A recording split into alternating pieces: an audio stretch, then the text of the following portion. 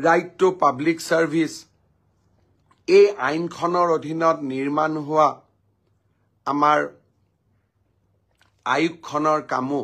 আমি ডিসেম্বৰ মাহত আৰম্ভ কৰিম পৰ্যটনৰ ফালৰ পৰাও অসমলৈ এইবাৰ ডাঙৰ খবৰ আহিছে ইণ্ডিয়ান টুৰিজিম মাৰ্ট এইবাৰ কাজিৰঙাত অনুষ্ঠিত হ'ব আৰু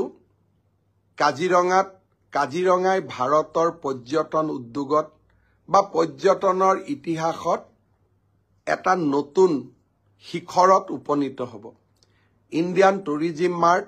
এটা ডাঙৰ অনুষ্ঠান ভাৰত চৰকাৰে এইবাৰ কাজিৰঙাত ইয়াক অনুষ্ঠিত কৰিব এই ধৰণে আমাৰ লাহে লাহে নতুন খবৰবিলাক আহি আছে জানুৱাৰী মাহত মই আৰু এটা সিদ্ধান্ত লৈছো CM হেল্পলাইন অৰ্থাৎ আপোনালোকৰ সৰু সৰু অভিযোগবোৰ মুখ্যমন্ত্ৰীক আপোনালোকে দিব পাৰিব এটা নিৰ্দিষ্ট ল্যান্ডলাইন নম্বৰ থাকিব নিৰ্দিষ্ট WhatsApp থাকিব আৰু নিৰ্দিষ্ট এটা পোৰ্টেল থাকিব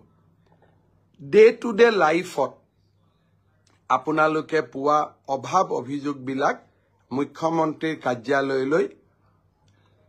প্ৰত্যক্ষভাৱে পঠিয়াব পাৰিব আৰু নতুন ব্যৱস্থা আমি জানুৱাৰী মাহৰ পৰা আৰম্ভ কৰিব খুজিছো ইয়াৰ ফলত আপোনালোকে মই দেখি থাকো যে বিভিন্ন সৰু সৰু সমস্যাৰ কথা কয় চৰকাৰী কাৰ্যালয়ত গলে নহয় গৈ মুখ্যমন্ত্ৰী হিচাপে